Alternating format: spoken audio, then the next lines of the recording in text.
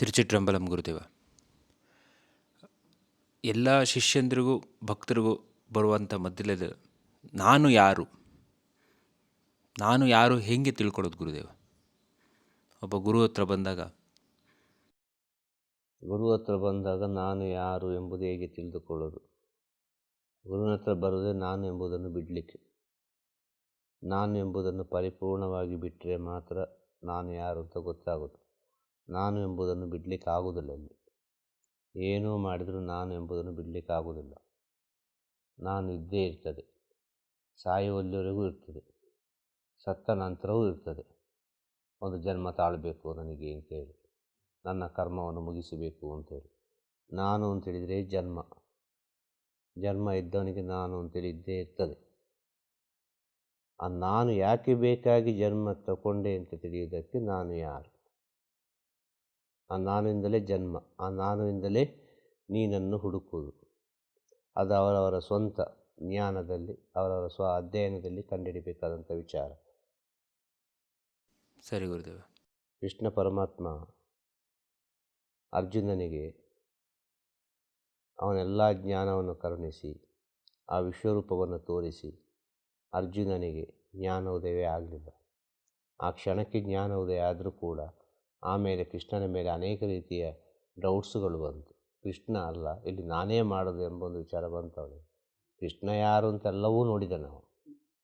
ಆಗ ಕೃಷ್ಣ ಮತ್ತು ಅರ್ಜುನನಲ್ಲಿ ಅಂಥ ಒಂದು ಸತ್ಯ ಸ್ಥಿತಿಯಲ್ಲಿ ನಾನು ಎಂಬುದನ್ನು ಬಿಡಲಿಕ್ಕೆ ಆಗಲಿಲ್ಲ ಅಲ್ವಾ? ಸತ್ಯ. ಅರ್ಜುನನಿಂದ ನಾನು ಎಂಬುದನ್ನು ಬಿಡಲಿಕ್ಕೆ ಆಗಲಿಲ್ಲ, ಸಾಕ್ಷಾತ್ ದೇವರ ಜೊತೆಗೆ ಇದ್ದುಕೊಂಡು. ಆಗ ಈಗಿನ ಪ್ರೆಸೆಂಟ್ ಸಿಚುವೇಶನ್ನಲ್ಲಿ ನಾನು ಎಂಬುದನ್ನು ಬಿಡಲಿಕ್ಕೆ ಆಗ್ತದ? ಈ ನಾನು ಎಂಬುದು ತಿಳಿಬೇಕು ಅಂತೇಳಿದರೆ ಅದೆಷ್ಟೋ ಜನ್ಮದ ಪ್ರಯಾಣ ಮಾಡಬೇಕು, ಒಂದೆರಡು ಜನ್ಮದ ಪ್ರಯಾಣ ಅಲ್ಲ. ನಾನು ಎಂಬುದನ್ನು ನಾವು ಬಿಡಬೇಕು ಅಂತೇಳಿದರೆ ಒಂದೆರಡು ಜನ್ಮದ ಪ್ರಯಾಣದಲ್ಲೆಲ್ಲ ಆಗೋದಿಲ್ಲ. ಅದೆಷ್ಟೋ ಜನ್ಮದ ಪ್ರಯಾಣ ಮಾಡಿ ಮಾಡಿ ಮಾಡಿ ಮಾಡಿ ಅದು ಒಂದು ಜನ್ಮದಲ್ಲಿ ಪರಿಪೂರ್ಣತೆಯಾಗಿ ನಾನು ಏನು ಎಂಬುದು ಇಲ್ಲ, ಇಲ್ಲಿ ನನ್ನದು ಅಂತೇಳಿ ಇಲ್ಲಿ ಏನು ಇಲ್ಲ. ಅದೆಷ್ಟೋ ದೇಹವನ್ನು ನೋಡಿಕೊಂಡು ಬಂದಿದೆ ಇಲ್ಲಿ ಈ ಆತ್ಮ, ಅದೆಷ್ಟೋ ಅಪ್ಪ ಅಮ್ಮಂದರನ್ನು ದಾಟಿ ಬಂದಿದೆ ಈ ಆತ್ಮ, ಅದೆಷ್ಟೋ ಸಂಬಂಧವನ್ನು ನೋಡಿ ಬಂದಿದೆ ಈ ಆತ್ಮ. ಹಾಗಾದರೆ ನಾನು ಯಾರು? ಎಲ್ಲಿವರೆಗೆ ಹೋಗ್ತದೆ? ಹೋಗಿ ಹೋಗಿ ಹೋಗಿ ಹೋಗಿ ಹೋಗಿ ಹೋಗಿ ಎಲ್ಲದಕ್ಕೆ ಹೋಗಿ ಸೇರ್ತದೆ. ಅದು ಹುಡುಕ್ತಾ ಹೋಗುವಾಗ ಮೃಗ ಪಕ್ಷಿಗಳಿಗೆ ಹೋಗಿ ಸೇರ್ತದೆ, ಗಿಡ ಮರಗಳಿಗೆ ಹೋಗಿ ಸೇರ್ತದೆ, ಕ್ರಿಮಿ ಕೀಟಗಳಿಗೆ ಹೋಗಿ ಸೇರ್ತದೆ, ಸರೀಸೃಪ ಜಾತಿಗಳಿಗೆ ಹೋಗಿ ಸೇರ್ತದೆ. ಎಷ್ಟು ಜೀವರಾಶಿಗಳುಂಟು ಅಷ್ಟು ಜೀವರಾಶಿಗಳಿಗೆ ನಾನು ಯಾರು ನಾನು ಯಾರು ಹೋಗ್ತಾ ಹೋಗ್ತಾ ಹೋಗ್ತಾ ಹೋಗ್ತಾ ಹೋಗ್ತಾ ಹೋಗ್ತಾ ಹೋಗ್ತಾ ಹೋಗ್ತಾ ನಾನು ಎಲ್ಲಿಂದ ಬಂದೆ, ನಾನು ಯಾಕೆ ಬೇಕಾಗಿ ಬಂದೆ ಅಂತ ಹೇಳುವಾಗ ಅಲ್ಲಿ ಯಾವುದೇ ಉತ್ತರಗಳಿರುವುದಿಲ್ಲ. ಶೂನ್ಯ ಸ್ಥಿತಿಯಲ್ಲಿರ್ತದೆ ಅದು. ಅಲ್ಲಿ ಹೋಗಿ ರಿಟರ್ನ್ ತಲುಪಿದರೆ, ನಾವೆಲ್ಲಿಂದ ಬಂದೆವೋ ಅಲ್ಲಿಗೆ ಹೋಗಿ ತಲುಪಿದರೆ ಅದು ಮುಗೀತು ವಿಷಯ. ಅದು ಹೋಗುವುದು ಹೇಗೆ? ಈಗ ಹೇಳ್ಬೋದು ನಾವು ಹಿಂದೆ ಹಿಂದೆ ಹೋಗುವುದು ಅಂತ. ಇಲ್ಲ, ನಾನು ಎಂಬುದನ್ನು ಹುಡುಕಬೇಕು ಅಂತ ಹೇಳಿದರೆ ನಾವು ಮುಂದೆ ಮುಂದೆ ಮುಂದೆ ಮುಂದೆ ಮುಂದೆ ಹೋಗಿ ಅದೊಂದು ರೀಸೈಕಲಿಂಗ್, ಒಂದು ಚಕ್ರ ಹೀಗೆ ತಿರುಗಿ ಬರ್ತದೆ. ಹೇಳೋದು ಅರ್ಥ ಆಯ್ತಾ? ಪುನರಪಿ ಜನನಂ ಪುನರಪಿ ಮರಣಂ, ಪುನರಪಿ ಜನನಂ ಪುನರಪಿ ಮರಣಂ. ಹುಟ್ಟುತ್ತಾನೆ ಇರಬೇಕು, ಸಾಯ್ತಾನೆ ಇರಬೇಕು, ಹುಟ್ಟುತ್ತಾನೆ ಇರಬೇಕು, ಸಾಯ್ತಾನೆ ಇರಬೇಕು. ಅದು ಹಾಗೇ ಬರುವಂಥ ವಿಚಾರ. ಈ ಆತ್ಮದ ಆಸೆ ಅದು ಹಾಗೇ ಮುಂದುವರಿಯುವುದು. ಈ ಆಸೆಗೆ ತಕ್ಕವಾಗಿ ಜನ್ಮ, ಜನ್ಮಕ್ಕೆ ತಕ್ಕವಾಗಿ ಕರ್ಮ, ಕರ್ಮಕ್ಕೆ ತಕ್ಕವಾಗಿ ಋಣ, ಋಣಕ್ಕೆ ತಕ್ಕವಾಗಿ ಎಲ್ಲ ಸಂಬಂಧಗಳು. ಪ್ರಪಂಚ ಪೂರ್ತಿ ವ್ಯಾಪಿಸಿತು, ಎಲ್ಲೆಲ್ಲ ಕನೆಕ್ಟ್ ಆಗ್ತದೆ ಅಂತ ಹೇಳಲಿಕ್ಕೆ ಸಾಧ್ಯ ಅಲ್ಲ. ಈ ನಾನು ಎಂಬುದನ್ನು ಹುಡುಕುವುದೇ ತಪ್ಪು. ನಾನು ಯಾರು ಅಂತೇಳಿ ಹುಡುಕುವುದೇ ತಪ್ಪು. ನೀನಿಲ್ಲಿ ಏನು ಇಲ್ಲ ಅಂತ ತಿಳಿದುಕೊಳ್ಳೋದೇ ಸತ್ಯ. ನಾನು ಎಂಬುದನ್ನು ಹುಡುಕುವುದೇ ತಪ್ಪು. ನೀನಿಲ್ಲಿ ಏನೂ ಇಲ್ಲ, ನಾನು ಇಲ್ಲಿ ಇಲ್ಲ, ನಾನು ಅವನಲ್ಲಿ ಇದ್ದೇನೆ, ಅವನು ಎಲ್ಲ ಮಾಡಿಸ್ತಾ ಇದ್ದಾನೆ. ನಾನು ನಾನು ನಾನು ಅಂತೇಳಿ ಕಾಣುವುದು ಯಾವುದು? ಆತ್ಮವ ದೇಹವ? ನಾನು ನಾನು ಅಂತೇಳಿ ಇಲ್ಲಿ ಕಾಣುವುದು ಯಾವುದು? ಆತ್ಮವ ನಮ್ಮ ದೇಹವ? ದೇಹ, ದೇಹದ ಮೂಲಕ ಕಾಣೋದು, ರೂಪದ ಮೂಲಕ ಕಾಣೋದು ಅಲ್ವಾ? ಹೌದು, ಹಾಂ ಖಂಡಿತ ಗುರುದೇವ. ಹಾಂ. ಇಲ್ಲಿ ನಾನು ಊಟ ಮಾಡಿದ್ದೆ ಅಂತ ಹೇಳೋದು ಅಲ್ವಾ? ನಾನು ನೀರು ಕುಡಿದೆ ಅಂತ ಹೇಳೋದು. ಇಲ್ಲಿ ನಾನು ಅದು ಮಾಡಿದೆ ಅಂತ ಹೇಳೋದು ಅಲ್ವಾ? ಸ್ವಯಂ. ಸ್ವಯಂ. ಇಲ್ಲಿ ಯಾವುದು ಹೌದು, ಸ್ವಾರ್ಥ ಇಲ್ಲ, ಅವನ ಆತ್ಮಕ್ಕೆ ಕೊಡುವಂಥ ವಿಚಾರ. ಖಂಡಿತ ಗುರುದೇವ. ಅಲ್ವಾ? ಒಂದು ಊಟ ಮಾಡೋದು, ಒಂದು ನೀರು ಕುಡಿಯೋದು, ಒಂದು ಕಾಫಿ ಕುಡಿಯೋದು, ಅಲ್ಲೇನೋ ಒಂದು ವಿಚಾರ, ಒಂದು ಮನೆ ಕೆಲಸವ, ಅಲ್ಲೊಂದು ಎಜುಕೇಷನ, ಅಲ್ಲೇನೋ ವಿಷಯ ಬರುವಾಗ ಮೊದಲು ಬರೋದು ಅದು ನಾನು. ಅರ್ಥ ಆಯ್ತಾ? ನಾನು ಮಾಡಿದೆ ಅಲ್ವಾ? ಯಾಕೆ ಬೇಕಾಗಿ ಮಾಡ್ತಾ ಇದ್ದೇನೆ, ಯಾಕೆ ಬೇಕಾಗಿ ಊಟ ಮಾಡ್ತಾ ಇದ್ದೇನೆ, ಯಾಕೆ ಬೇಕಾಗಿ ಕಾಫಿ ಕುಡಿತಾ ಇದ್ದೇನೆ, ಯಾಕೆ ಬೇಕಾಗಿ ಓದ್ತಾ ಇದ್ದೇನೆ, ಯಾಕೆ ಬೇಕಾಗಿ ನಾನು ಡಾಕ್ಟರ್ ಆದೆ, ಯಾಕೆ ಬೇಕಾಗಿ ನಾನೊಂದು ಆಫೀಸರ್ ಆದೆ, ಯಾಕೆ ಬೇಕಾಗಿ ನಾನೊಂದು ಗುರು ಆದೆ, ಯಾಕೆ ಬೇಕಾಗಿ ನಾನೊಂದು ಮಂತ್ರಿ ಆದೆ, ಯಾಕೆ ಬೇಕಾಗಿ ನಾನೊಬ್ಬ ರಾಜನಾದೆ ಎಂಬ ಸತ್ಯವನ್ನು ಒಬ್ಬ ತಿಳಿತಾನಲ್ವ, ಆಗ ಅವನ ಸ್ಥಿತಿಯನ್ನು ಅವನು ಅರ್ಥ ಮಾಡಿಕೊಳ್ತಾನೆ. ನನಗೆ ಯಾವ ಕಾರಣಕ್ಕೆ ಬೇಕಾಗಿ ಈ ಸ್ಥಿತಿ ಸಿಕ್ಕಿತು, ಈ ಸ್ಥಿತಿಯಲ್ಲಿ ನಾನು ಯಾವ ರೀತಿ ಇರಬೇಕು. ಅದಕ್ಕೆ ಮನುಷ್ಯ ಜನ್ಮ ಅಂತ ಬರೋದಲ್ವ ಗುರುದೇವ? ಮನುಷ್ಯ ಜನ್ಮ ಅಂತ ಬರೋದೇ ಅದಕ್ಕೆ ಬೇಕಾಗಿ. ಮನುಷ್ಯ ಜನ್ಮದಲ್ಲಿ ಆಗುವಷ್ಟು ಪವಿತ್ರವಾದ ಸೇವೆ ಇನ್ನು ಯಾವ ಜನ್ಮದಲ್ಲಿ ಆಗೋದಿಲ್ಲ. ಮನುಷ್ಯ ಜನ್ಮದಲ್ಲೇ ಪವಿತ್ರವಾದ ಸೇವೆ ಆಗೋದು, ಅದೇ ಮನುಷ್ಯ ಜನ್ಮದಲ್ಲಿ ಅಪವಿತ್ರವಾದ ಸೇವೆ ಆಗೋದು. ಮನುಷ್ಯ ಜನ್ಮ ಅಂದರೆ ಪವಿತ್ರ, ಎಲ್ಲವೂ ಒಂದೇ, ಎಲ್ಲವೂ ಒಂದೇ, ಈ ಸೃಷ್ಟಿಯ ಮೂಲ ಒಂದೇ. ಆ ಒಂದರಲ್ಲಿ ಎರಡು ಉಂಟು, ಒಳ್ಳೆದುಂಟು ಕೆಟ್ಟದುಂಟು. ಪ್ರತಿಯೊಬ್ಬನೊಳಗೂ ಒಳ್ಳೆದುಂಟು ಕೆಟ್ಟದುಂಟು. ಇಲ್ಲಿ ನಾನು ಮಾಡಿದೆ ಅಂತ ತಿಳ್ಕೊಳ್ಳೋದು ಯಾವುದಕ್ಕೆ ಬೇಕಾಗಿ, ಯಾರಿಗೆ ಬೇಕಾಗಿ ಮಾಡಿದ್ದಿ ನೀನು. ನಿನ್ನ ಹೆಂಡತಿ ಮಕ್ಕಳಿಗೆ ಬೇಕಾಗಿ ನೀನು ದುಡಿತಿ, ಅಲ್ವಾ? ನಿನಗೆ ಬೇಕಾಗಿ ನೀನು ದುಡಿತೀಯ? ಒಬ್ಬನಿಗೆ ಬೇಕಾಗಿ ಒಬ್ಬ ದುಡಿತಾನ? ಹೇಳೋದು ಏನೋ ಒಂದು ಲಿಂಕ್ ಇರಬೇಕಲ್ಲ ದುಡಿಬೇಕು ಅಂತ ಹೇಳಿದರೆ. ಒಬ್ಬ ಸಿಂಗಲ್ ಆಗಿದ್ದ ಅನಾಥವಾಗಿ ಏನಿಲ್ಲ ಅವನಿಗೆ ಆ ದಿನಕ್ಕೆ ಊಟಕ್ಕೆ ಏನೋ ಸಿಕ್ಕಿದ್ರೆ ಸಾಕು. ಆಗ ಇನ್ನೊಬ್ಬರಿಗೆ ಬೇಕಾಗಿದ್ದಾನೆ ನಾವು ಇಷ್ಟೆಲ್ಲ ಕಷ್ಟಪಡೋದು. ಆಗ ಇನ್ನೊಬ್ಬರಿಗೆ ಬೇಕಾಗಿ ನಾವು ಯಾಕೆ ಇಷ್ಟೆಲ್ಲ ಕಷ್ಟಪಡ್ತೇವೆ ಅಂತ ಹೇಳಿದರೆ, ನಮ್ಮಿಂದ ಏನೋ ಒಂದು ಒಳ್ಳೆಯದಾಗ್ತಾ ಉಂಟು, ನಮ್ಮಿಂದ ಏನೋ ಒಂದು ಆತ್ಮಗಳಿಗೆ ಒಂದು ಆಸರೆ ಕೊಡಬೇಕು ಅಂತ ಉಂಟು, ನಮ್ಮಿಂದ ಏನೋ ಒಂದು ಸೇವೆ ಮಾಡಬೇಕು ಅಂತ ಉಂಟು ಅಲ್ವಾ? ಹೌದು ಗುರುದೇವ. ಪ್ರತಿಯೊಂದು ವಿಚಾರ ಆ ಸೇವೆಯನ್ನು ನಿಮ್ಮ ಮನೆಯೊಳಗೆ ಮಾಡಿ, ನಿಮ್ಮ ಫ್ಯಾಮಿಲಿಯ ಜೊತೆಯೇ ಮಾಡಿ ಅಂತ ಹೇಳೋದು. ಆ ಸೇವೆಯನ್ನು ನಿಮ್ಮ ಜೊತೆಯೇ ಆ ಸೇವೆ ಮಾಡುವಾಗ, ಆ ಫ್ಯಾಮಿಲಿಯ ಜೊತೆಯೇ ನೀವು ಸೇವೆ ಮಾಡುವಾಗ, ನಿಮ್ಮ ಜೊತೆ ಫ್ಯಾಮಿಲಿ ಸೇವೆ ಮಾಡುವಾಗ, ಅದು ಅಲ್ಲಿಂದಲ್ಲಿಗೆ ಲೆಕ್ಕಾಚಾರ ಸರಿಯಾಗ್ತಾ ಹೋಗ್ತದೆ. ಒಂದು ಸಂಬಂಧ ಇಲ್ಲದೆ ಫ್ಯಾಮಿಲಿ ಆಗೋದಿಲ್ಲ.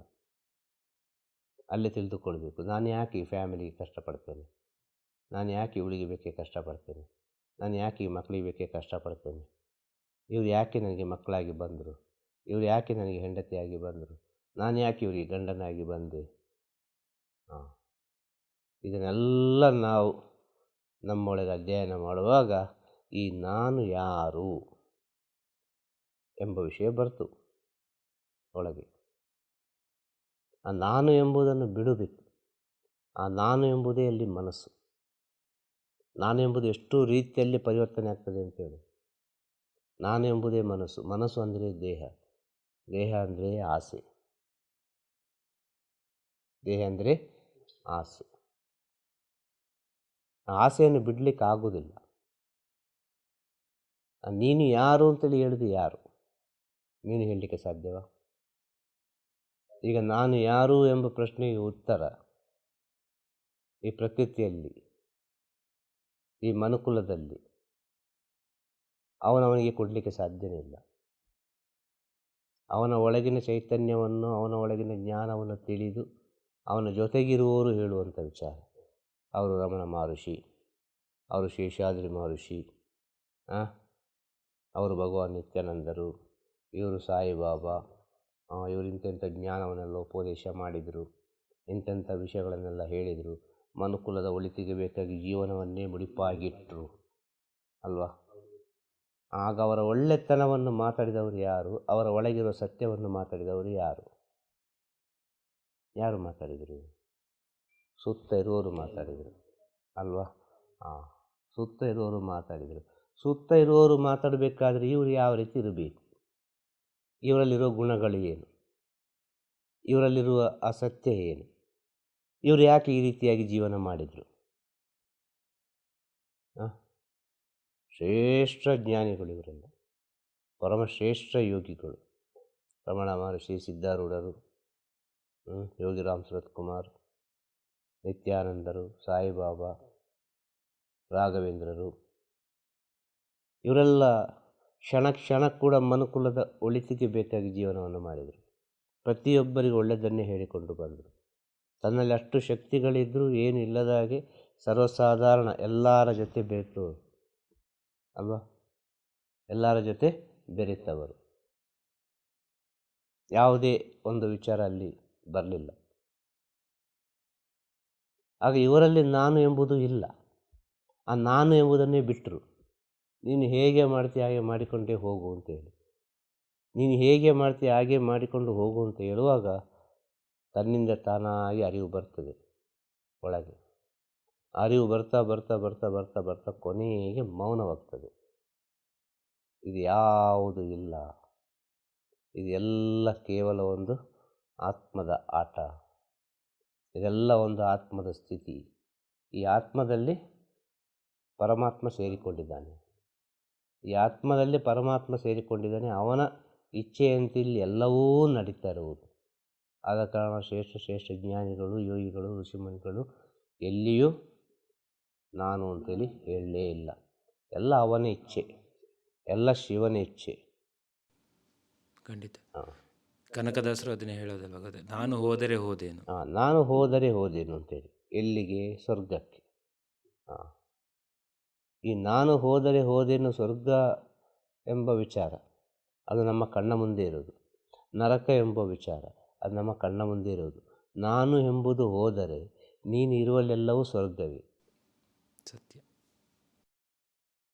ನಾನು ಎಂಬುದು ಹೋದರೆ ನೀನು ಇರುವಲ್ಲೆಲ್ಲವೂ ಸ್ವರ್ಗವೇ. ಎಲ್ಲವೂ ಸಂತೋಷವೇ. ಸುತ್ತಮುತ್ತಲೆಲ್ಲ ನಗು, ಆನಂದ, ಯಾವುದೇ ರೀತಿಯ ರೋಗಗಳಿಲ್ಲ, ಎನಿ ಟೈಮ್ ಹ್ಯಾಪಿನೆಸ್.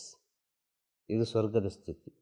ಅಲ್ಲಿ ವಯಸ್ಸಾಗುವುದಿಲ್ಲ, ಅಲ್ಲಿ ಸಮಯ ಸಂದರ್ಭಗಳಿಲ್ಲ. ಅಲ್ಲಿ ಸ್ವರ್ಗದಲ್ಲಿ ಪುರಾಣದಲ್ಲಿ ಹೇಳಿದಂಥ ವಿಚಾರ ಗೊತ್ತಾಯ್ತಾ. ಅಲ್ಲಿ ಸಮಯಗಳಿಲ್ಲ, ಹಗಲು ರಾತ್ರಿಗಳಿಲ್ಲ, ವಯಸ್ಸಾಗುವುದಿಲ್ಲ, ಯಾವುದೇ ರೀತಿಯ ಆರೋಗ್ಯ ಸಮಸ್ಯೆ ಇಲ್ಲ. ಅಲ್ಲಿ ಯಾವುದೂ ಇಲ್ಲ.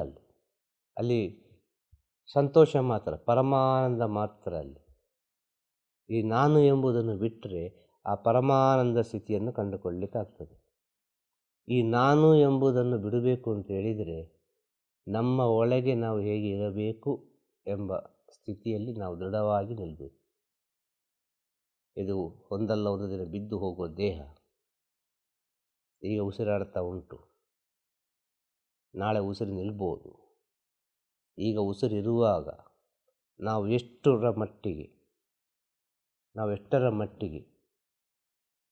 ಶರಣಾಗತಿಯಿಂದ, ಪ್ರೀತಿಯಿಂದ, ಕರುಣೆಯಿಂದ, ಒಂದು ನಂಬಿಕೆಯಿಂದ ಜೀವನ ಮಾಡಲಿಕ್ಕೆ ಕಲಿತೇವೋ ಆವಾಗ ತನ್ನಿಂದ ತಾನಾಗಿ ಈ ಮನುಷ್ಯ ಜನ್ಮಕ್ಕೆ ಒಂದು ಅರ್ಥ ಬರ್ತದೆ. ಆ ಪಯಣದಲ್ಲಿ ನಾವು ಗುರುವನ್ನು ಆಶ್ರಯಿಸಬೇಕಾಗತ್ತಲ್ಲ ಗುರುದೇವ? ಖಂಡಿತವಾಗಿ ಗುರು ಬೇಕೇ ಬೇಕು.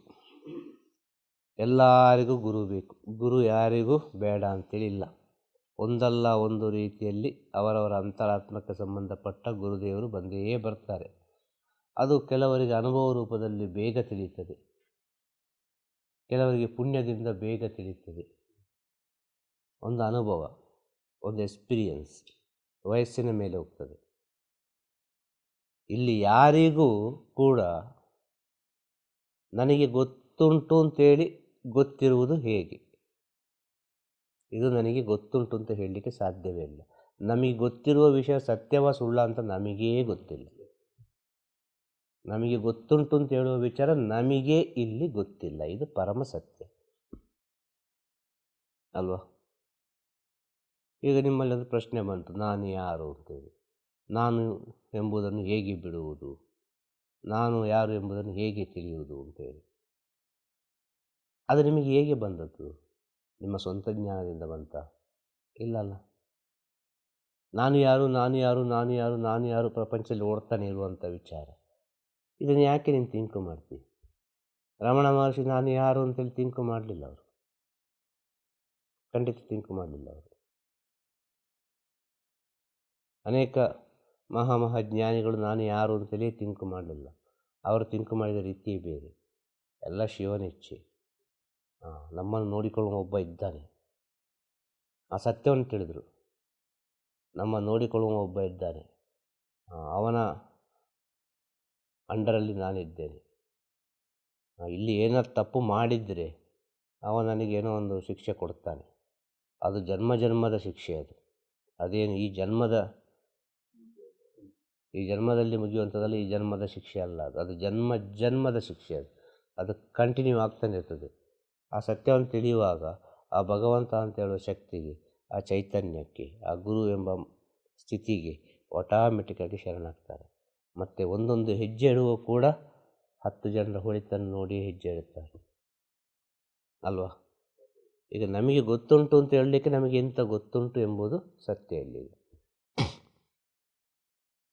ನಮಗೆ ಗೊತ್ತಿಲ್ಲ ಎಂಬುದೇ ಸತ್ಯ ಅಲ್ವಾ? ನಮಗೆ ಗೊತ್ತುಂಟು. ಒಂದು ವಿಷಯ ಗೊತ್ತಾದ್ದು ಹೇಗೆ? ಒಂದು ವಿಷಯ ಗೊತ್ತಾದ್ದು ಹೇಗೆ ನಿಮಗೆ? ಯಾರೋ ಹೇಳಿದ್ದಾನೆ ಗೊತ್ತಾದ್ದು?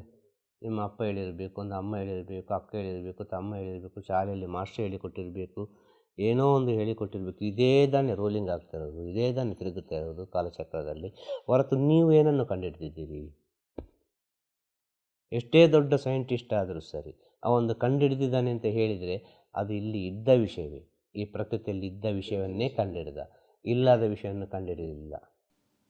ಸತ್ಯ ಸತ್ಯ ಗುರುದೇವ. ಖಂಡಿತ. ಇಲ್ಲಿ ನಾವು ಇವತ್ತು ಇಷ್ಟೆಲ್ಲ ಸ್ಪಿರಿಚುವಲ್ನ ಬಗ್ಗೆ ಮಾತಾಡ್ತೇವೆ, ಇಷ್ಟೆಲ್ಲ ಆಧ್ಯಾತ್ಮಿಕದ ವಿಷಯಗಳ ಬಗ್ಗೆ ನಾವು ಮಾತಾಡ್ತೇವೆ ಅಂತ ಹೇಳಿದರೆ ಇದು ನಮ್ಮ ಒಳಗೆ ನಿಜವಾಗಿ ಉದಯವಾಯಿತಾ?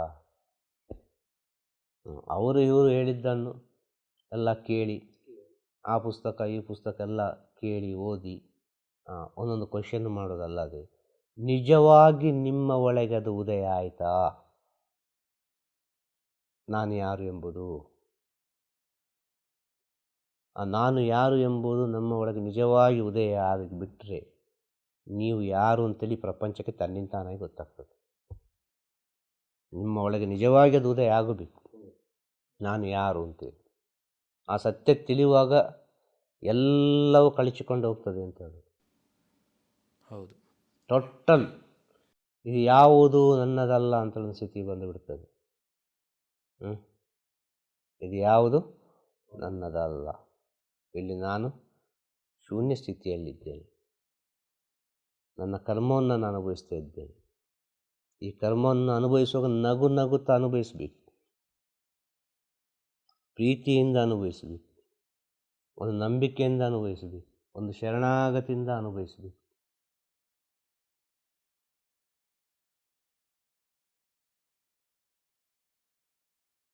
ಇದು ಆಗಲ್ಲ. ಅದು ಹೇಗೂ ಅನುಭವಿಸ್ತಾ ಉಂಟು. ಅದಕ್ಕೆ ಜಾಸ್ತಿ ನಮ್ಮ ಮನಸ್ಸನ್ನು ಸೇರಿಸಿ ದುಃಖಗೊಳಿಸಿ, ಸಾವಿರ ಗೊಂದಲಗೊಳಿಸಿ, ಸಾವಿರ ಸಮಸ್ಯೆ ಉಂಟು ಮಾಡಿ ಅದು ಏನೋ ಒಂದು ಎಳ್ಳಿನಷ್ಟಿರುವುದನ್ನು ಪರ್ವತದಷ್ಟು ದೊಡ್ಡದು ಮಾಡೋದು ನಾವು. ಇದು ನಾನು ಮಾಡೋ ಕೆಲಸ. ಈ ನಾನು ಎಂಬ ಅಹಂಕಾರ ನನ್ನಿಂದ ಆಗ್ತದೆ ನನ್ನಿಂದ ಆಗ್ತದೆ ನನ್ನಿಂದ ಆಗ್ತದೆ ಅಂತ ಆ ಸಣ್ಣ ವಿಚಾರ, ಒಂದು ಸಣ್ಣ ಒಂದು ಜ್ವರ ಬರ್ತದೆ, ಕೇರ್ಲೆಸ್ ಬಿಡ್ತೀರಿ. ಒಂದು ಸಣ್ಣ ಒಂದು ಕಾಲಿಗೆ ಏನೋ ಚುಚ್ಚಿಕೊಳ್ತದೆ, ಕೇರ್ಲೆಸ್ ಆಗಿ ಬಿಡ್ತೀರಿ. ಸಣ್ಣದೇನೋ ಒಂದು ಆಗ್ತದೆ, ಅದು ಮತ್ತೆ ನೋಡುವ ಅಂತ ಹೇಳ್ತೀರಿ. ಆ ಕ್ಷಣ ನೀವು ಬಿಟ್ಟದ್ದುಂಟಲ್ಲ, ಅದು ಮರವಾಗಿ ಬೆಳೀತದೆ ಅಂತ ಹೇಳೋದು ಸತ್ಯ. ಆ ಕ್ಷಣ ಬಿಟ್ಟ ವಿಚಾರ, ಆ ಕ್ಷಣದಲ್ಲಿ ಎಲ್ಲವನ್ನು ಕ್ಲಿಯರ್ ಮಾಡಿ. ಜ್ವರ ಬಂತ ಕೂಡಲೇ ಏನೋ ಒಂದು ಬೇಕಾದ ಒಂದು ಔಷಧಿ ಟ್ರೀಟ್ಮೆಂಟ್ ಮಾಡಿ, ಏನೋ ಒಂದು ಕೈಗೆ ತಾಗಿತ್ತೋ ಕಾಲಿಗೆ ತಾಗಿತ್ತೋ ಕೂಡಲೇ ಅದಕ್ಕೇನೋ ಒಂದು ಸೆಪ್ಟಿಕ್ ಇಂಜೆಕ್ಷನ್ ತಗೊಳ್ಳಿ. ಇದು ಕೇರ್ಲೆಸ್ ಮಾಡ್ತಾರೆ. ಹ್ಞೂ ಕೆಲವರು ಮೇಲಿಂದ ಕೆಳಗೆ ಬೀಳ್ತಾರೆ, ಏನೊಂದು ಆಗ್ತದೆ, ಹೇಳುವುದೇ ಇಲ್ಲ ಮನೆಯಲ್ಲಿ. ಹ್ಞೂ ಅಲ್ವಾ? ಅದು ಇರುವುದೇ ಏನೊಂದು ಆಗಿರ್ಬೋದು ಅಂತ. ಏನೋ ಒಂದು ಬರಲಿಕ್ಕೆ ಸಾಧ್ಯವಿಲ್ಲ. ಏನೊಂದು ಬರಲಿಕ್ಕೆ ಅದು ಬೇಕು ಇದು ಬೇಕು ಅಂತಿಲ್ಲ, ಕಾರಣ ಬೇಡ. ಅದು ಮನೆ ಒಳಗೆ ಇದ್ದರೂ ಬರ್ತದೆ, ಸೇಫ್ಟಿಯಲ್ಲಿ ಇದ್ದರೂ ಬರ್ತದೆ ಬರುವಂಥ ವಿಚಾರ. ಇದನ್ನು ತಪ್ಪಿಸಲಿಕ್ಕೆ ಸಾಧ್ಯ ಅಲ್ಲ. ಆಗ ಬರುವ ವಿಚಾರವನ್ನು ನಾವು ಅನುಭವಿಸಲೇಬೇಕು. ಅನುಭವಿಸುವಾಗ ಅದನ್ನು ನಾವು ಸಂತೋಷದಿಂದ ಪ್ರೀತಿಯಿಂದ ಅದನ್ನು ಸ್ವೀಕಾರ ಮಾಡಿಕೊಂಡು ಹೋಗುವಾಗ ಈ ತನ್ನ ಒಳಗಿರುವ ನಾನು ಎಂಬುದು ತನ್ನಿಂತಾನಾಗಿ ಬಿಟ್ಟು ಹೋಗ್ತದೆ.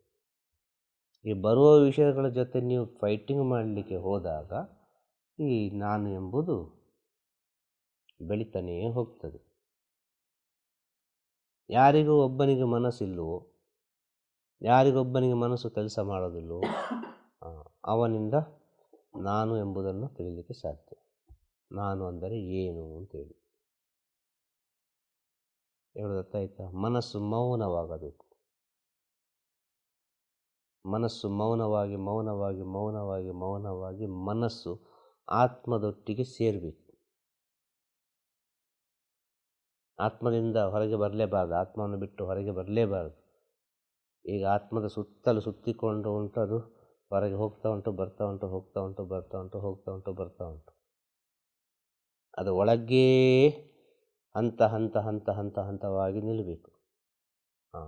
ಮನಸ್ಸು ಎಷ್ಟು ದೂರ ಹೋಗ್ತದೆ ಅಷ್ಟು ದೂರಕ್ಕೆ ನಮ್ಮ ಪಯಣ ಆಗ್ತಾ ಉಂಟು ಅಂತ ಅರ್ಥ. ಮನಸ್ಸು ಎಷ್ಟು ಹತ್ತಿರದಲ್ಲಿರ್ತದೆ ಅಷ್ಟು ದೂರಕ್ಕೆ ನಾವು ಸ್ವಲ್ಪ ಈ ಭಗವಂತನ ಸ್ಥಿತಿಯಲ್ಲಿ ಹತ್ತಿರದಲ್ಲಿದ್ದೇವೆ ಅಂತ ಅರ್ಥ. ಇನ್ನು ಮನಸ್ಸು ಪರಿಪೂರ್ಣವಾಗಿ ಒಳಮುಖ ಆಯಿತು ಅಂತ ಹೇಳಿದರೆ ಆ ಭಗವಂತನ ಚೈತನ್ಯ, ಭಗವಂತನ ಶಕ್ತಿ, ಭಗವಂತನ ಸ್ಥಿತಿ ಎಲ್ಲವೂ ನಿಮ್ಮೊಳಗೆ ಬರ್ತದೆ. ಪರಿಪೂರ್ಣವಾಗಿ ಅದನ್ನು ತ್ಯಾಗ ಮಾಡಿದರೆ ಆಗುವುದೆಲ್ಲ ಒಳ್ಳೆಯದೇ, ಏನಾದರೂ ಸರಿ ಆಗುವುದೆಲ್ಲ ಒಳ್ಳೆಯದೇ, ಆಗುವುದೆಲ್ಲ ಅವನ ಇಚ್ಛೆ ಅಂತೇಳಿ ಯಾರೊಬ್ಬ ಪಯಣ ಮಾಡ್ತಾನೋ ಅವನಿಗೆ ತನ್ನಿಂದ ತಾನಾಗಿ ಎಲ್ಲವೂ ಸಿಗ್ತದೆ. ಆ ರೀತಿ ಹೋಗಲಿಕ್ಕೆ ಇಲ್ಲಿ ಈ ನಾನು ಎಂಬುದೇ ಬಿಡುವುದಿಲ್ಲ. ಈ ನಾನು ಎಂಬುದನ್ನು ಬಿಡಲಿಕ್ಕೆ ಬೇಕಾಗಿ ಗುರುವಿನ ಸೇವೆ, ನಾನು ಎಂಬುದನ್ನು ಬಿಡಲಿಕ್ಕೆ ಬೇಕಾಗಿ ಈ ಸಂಸಾರ, ಈ ನಾನು ಎಂಬುದನ್ನು ಬಿಡಲಿಕ್ಕೆ ಬೇಕಾಗಿ ಇಷ್ಟೆಲ್ಲ ಮಾಯಾ ಲೀಲೆಗಳು, ಇಷ್ಟೆಲ್ಲ ಆಸೆಗಳು. ಇದನ್ನೆಲ್ಲ ನೀನು ನೋಡು, ಇದರಲ್ಲಿ ನಿನಗೆ ಸಂತೋಷವೇ ಇಲ್ಲ. ಕೊನೆಗೆ ನೀನು ಇದನ್ನೆಲ್ಲ ಅರ್ಥ ಮಾಡಿದಾಗ ನಿನಗೆ ಕೊನೆಗೊಂದು ಉತ್ತರ ಸಿಗ್ತದೆ, ಇಲ್ಲಿ ಏನು ಇಲ್ಲಲ್ಲ. ಹೌದು. ಇದು ಯಾರಿಗೆ ಬೇಕಾಗಿ? ಈ ಜನ್ಮದಲ್ಲಿ ನಾವು ಒಬ್ಬರಿಗೆ ಗಂಡ ಹೆಂಡತಿ ಆಗಿರ್ಬೋದು, ಒಬ್ಬರು ಗಂಡ ಹೆಂಡತಿ ಆಗಿರ್ಬೋದು ಈ ಜನ್ಮದಲ್ಲಿ. ಬರೋ ಜನ್ಮದಲ್ಲಿ ಯಾರಿಗೆ ಗಂಡ, ಯಾರಿಗೆ ಹೆಂಡತಿ, ಯಾರಿಗೆ ಅಪ್ಪ, ಯಾರಿಗೆ ಮಕ್ಕಳು ಗೊತ್ತಿಲ್ಲ. ಸತ್ಯ. ಇಲ್ಲಿ ಯಾವುದು ಪ್ರೀತಿ? ಈ ನಾನು ಎಂಬುದನ್ನು ತಿಳಿಯಲಿಕ್ಕೆ ಹೋದರೆ ಏನಾಗ್ತದೆ? ನಾನು ಎಂಬುದನ್ನು ತಿಳಿಯುವುದು ಹೇಗೆ? ನಮ್ಮ ಕರ್ಮದ ಮೂಲಕ, ನಮ್ಮ ಸ್ಥಿತಿಯ ಮೂಲಕ, ನಮ್ಮ ಡ್ಯೂಟಿಯ ಮೂಲಕ. ಭಗವಂತ ನಮಗೆ ಏನು ಕೊಟ್ಟಿದ್ದಾನೆ ಅದನ್ನು ನಾವು ಪರಿಪೂರ್ಣವಾಗಿ ಕ್ಲಿಯರ್ ಮಾಡ್ತಾ ಹೋಗುವಾಗ, ಇದನ್ನು ದಾಟಿಕೊಂಡೇ ಹೋಗುವಾಗ ಹಂತವಾಗಿ ಆಸೆಗಳೆಲ್ಲ ಒಂದೊಂದೇ ಕಡಿಮೆ ಆಗುವಾಗ ಕೊನೆಗೆ ಆ ಸ್ಥಿತಿ ತನ್ನಿಂದ ತಾನಾಗೆ ಪ್ರತಿಯೊಬ್ಬರ ಜೀವನದಲ್ಲಿ ಬರ್ತದೆ. ಆ ತನ್ನಿಂದ ತಾನಾಗಿ ಆ ಸ್ಥಿತಿ ಬರುವಾಗ ಅದನ್ನು ಹಿಡ್ಕೊಳ್ಳಿಕ್ಕೆ ಕಲಿಬೇಕು. ಅದು ಹಿಡ್ಕೊಳ್ಳಿಕ್ಕೆ ಕಲಿಬೇಕು. ಹೇಗೆ ಬರ್ತದೆ? ಏನು ಬೇಡ ಅಂತೇಳಿ ಒಬ್ಬ ಗುರುಗಳ ಹತ್ರ ಬರ್ತಾನೆ, ಚೆನ್ನಾಗಿರ್ತಾನೆ. ಅಲ್ಲಿಗೊಬ್ಬ ಭಕ್ತ ಬರ್ತಾನೆ. ಆ ಭಕ್ತ ಬಂದು ಏನೋ ಒಂದು ವಿಷಯ ಈ ಶಿಷ್ಯನ ಕಿವಿಗೆ ಹಾಕ್ತಾನೆ.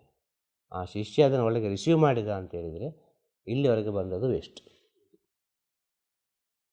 ಆ ಶಿಷ್ಯ ಇಲ್ಲಿವರೆಗೆ ಬಂದು ಸೇವೆ ಮಾಡಿದ್ದು ವೇಸ್ಟ್.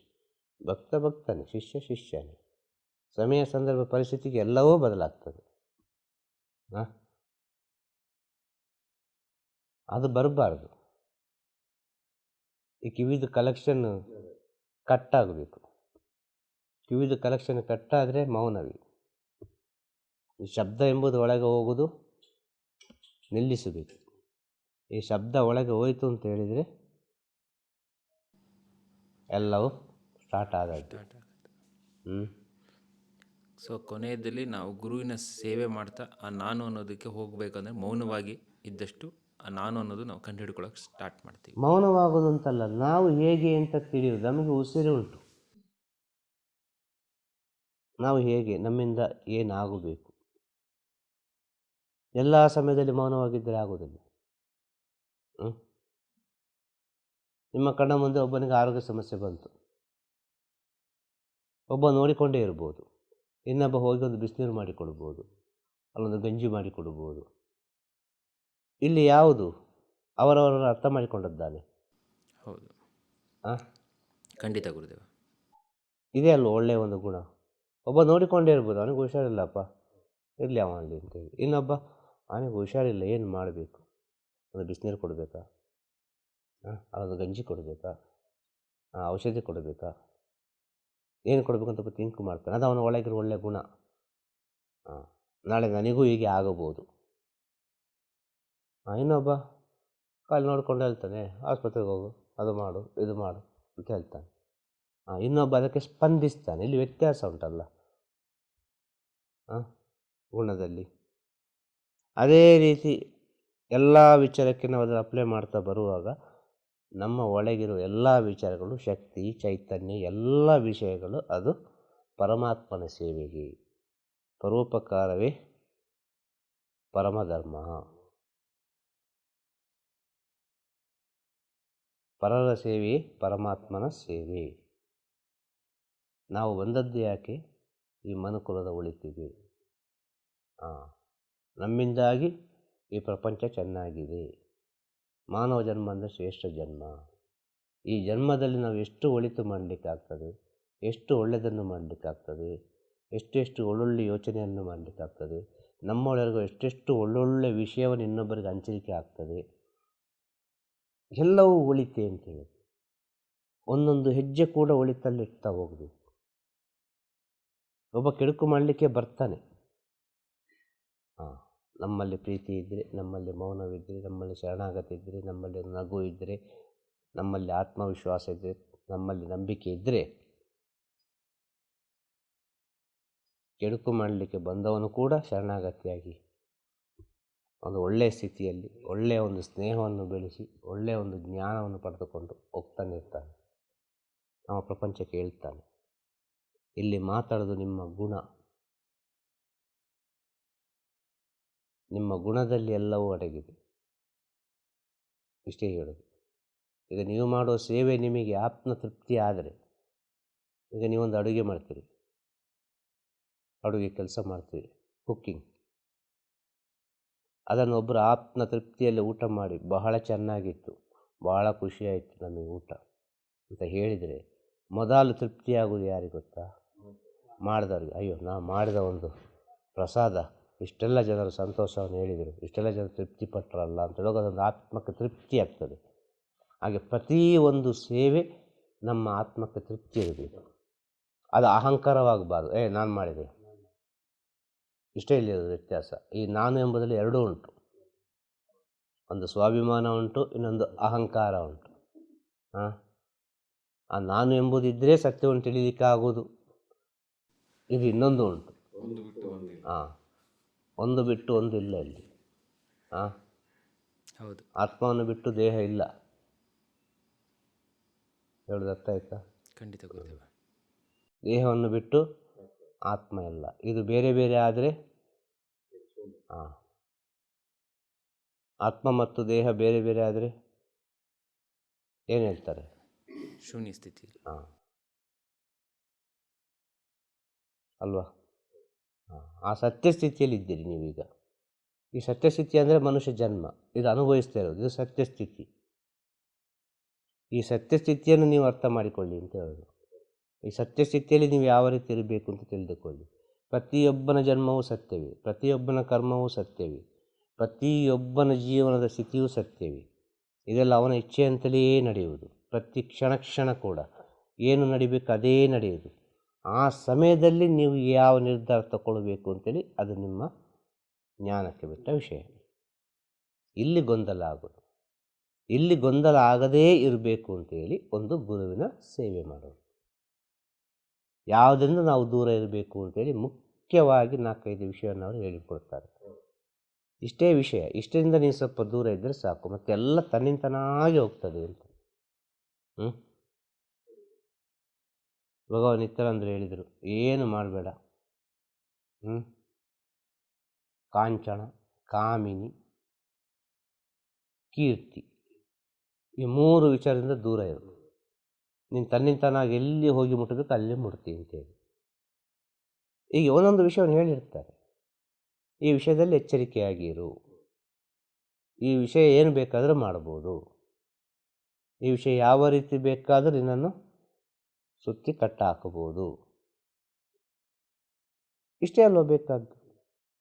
ಒಂದು ಗುರುಗಳ ಮಾತು ಇಷ್ಟೇ ಇರೋದು, ಅಲ್ಲಿ 1000 ರೀತಿಯ ವರ್ಣನೆಯಲ್ಲಿ ಇರೋದಿಲ್ಲ.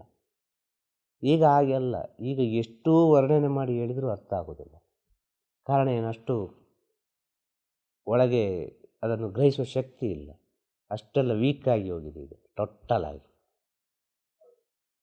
ಆಗ 1-2-3 ವಿಷಯ ಹೇಳಿದರೆ ಅರ್ಥ ಆಗ್ತಿತ್ತು, ಇದೇ ಇದಕ್ಕೆ ಉತ್ತರ. ಈಗ ಹಾಗೆ ಅಲ್ಲ.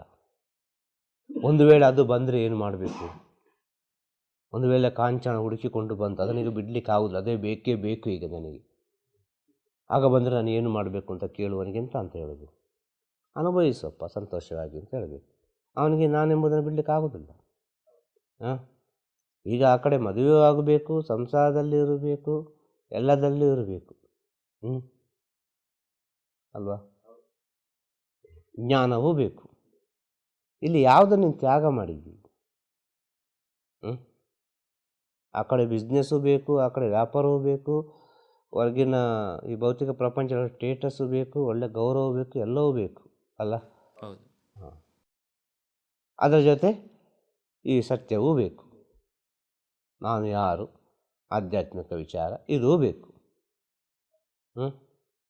ಅಲ್ವಾ? ಈಗೆಲ್ಲ ಪ್ರೆಸೆಂಟ್ ಆಗಿದ್ದಾನೆ ಹೋಗ್ತದೆ. ಖಂಡಿತ. ಹಾಗಿದ್ರೆ ಆಗೋದಿಲ್ಲ, ಇದು ತಿಳ್ಕೊಳ್ಳಿಕ್ಕೆ ಆಗೋದಿಲ್ಲ. ಭೌತಿಕ ಪ್ರಪಂಚದಲ್ಲಿ 1 ಕೋಟಿ ರೂಪಾಯಿಗೆ ಬೆಲೆ ಕೊಟ್ಟಷ್ಟು ಒಳ್ಳೆಯದು.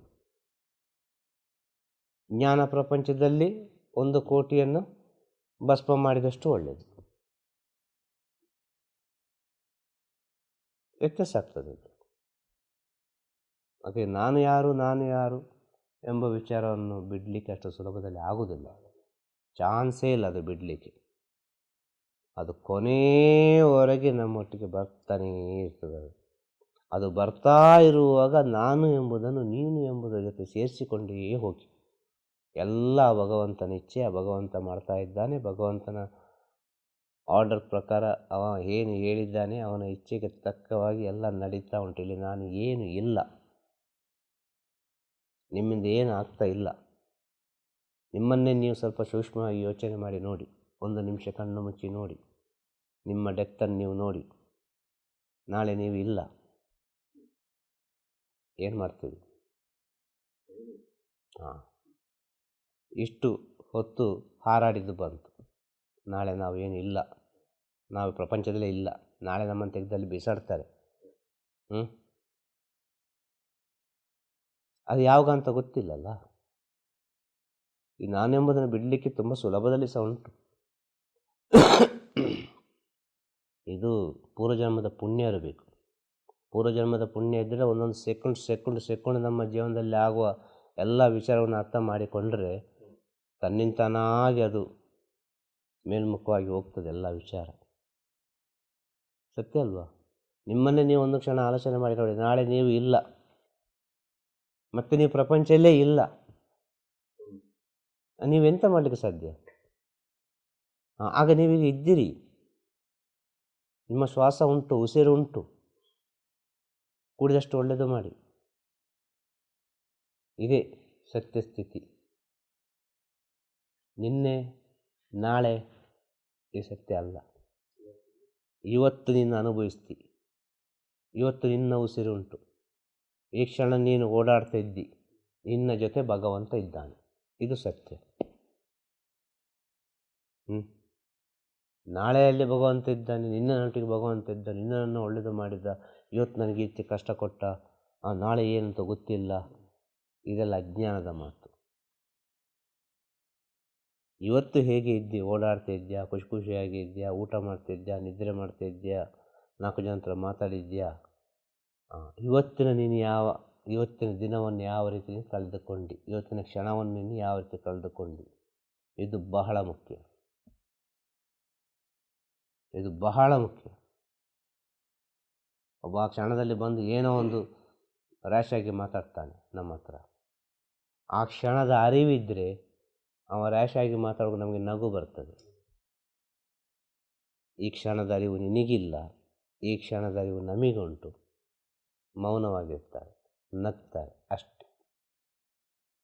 ಬೇರೆ ಎಂತ ಹೇಳಲಿಕ್ಕೆ ಹೋಗೋದಿಲ್ಲ. ಹೌದಪ್ಪ, ನೀನೇ ಸರಿ, ಭಗವಂತ ನಿನಗೆ ಒಳ್ಳೆಯದು ಮಾಡಲಿ, ಒಂದು ಹೆಜ್ಜೆ ಮುಂದೆ ಇಡ್ತಾರೆ. ಇನ್ನೊಬ್ಬ ಬರ್ತಾನೆ, ಹೊಗಳ್ತಾನೆ. ಆ ಸಮಯದಲ್ಲಿ ನಗು ಬರ್ತದೆ. ಯಾರಿಗೆ ಹೊಗಳ್ತಾರೆ ಗೊತ್ತಿಲ್ಲ, ಯಾರಿಗೆ ಹೇಳ್ತಾರೆ ಗೊತ್ತಿಲ್ಲ, ಎಲ್ಲ ಅವನ ಇಚ್ಛೆ. ಒಬ್ಬ ಹೇಳಿಸಿದ್ರು ಅವನ ಇಚ್ಛೆ. ಸರಿಯಪ್ಪ, ನಿಮಗೆ ಭಗವಂತ ಒಳ್ಳೆಯದು ಮಾಡಿ. ಒಬ್ಬ ಹೊಗಳ್ತಾನೆ, ಆಗೋ ನಗು ಬರ್ತದೆ. ಏನಪ್ಪ ಇವನಿಗೆ ಏನು ಕಂಡಿತು ಅಂತ ಒಂದು ಪ್ರೀತಿ ಇವನಿಗೆ ಯಾಕೆ ಬಂತು ಗೊತ್ತಿಲ್ಲ.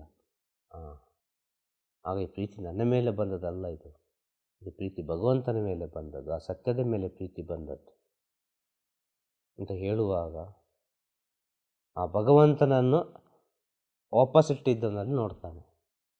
ಅವನಿಗೊಂದು ಕೈ ಮುಗಿತಾನೆ, ಒಳ್ಳೆಯದಾಗಲಿ, ಸಂತೋಷವಾಗಿರಲಿ, ಮುಂದೆ ಹೋಗ್ತಾ ಇರ್ತಾನೆ. ಅಲ್ಲೊಂದು ದುಃಖ ಆಗ್ತಾ ಇರ್ತದೆ, ಅನೇಕ ರೀತಿಯ ಒಂದು ದುಃಖದ ಸನ್ನಿವೇಶ ಇರ್ತದೆ ಮುಂದೆ ಹೋಗುವಾಗ. ಅಲ್ಲಿ ಕೂಡ ತಿಳ್ಕೊಳ್ತಾನೆ, ಅಲ್ಲಿ ಕೂಡ ಅವನು ಹೇಳ್ತಾನೆ, ಆ ದುಃಖವನ್ನು ಸಹಿಸುವ ಒಂದು ಗುಣ, ಶಕ್ತಿ ನಿಮ್ಮಲ್ಲಿ ಬರಲಿ. ನಿಮ್ಮ ದುಃಖ ನನ್ನ ದುಃಖ ಒಂದೇ ರೀತಿ ಕಾಣ್ತಾ ಉಂಟು, ಇಲ್ಲಿ ಬೇರೆ ಬೇರೆ ಕಾಣ್ತಾ ಇಲ್ಲ.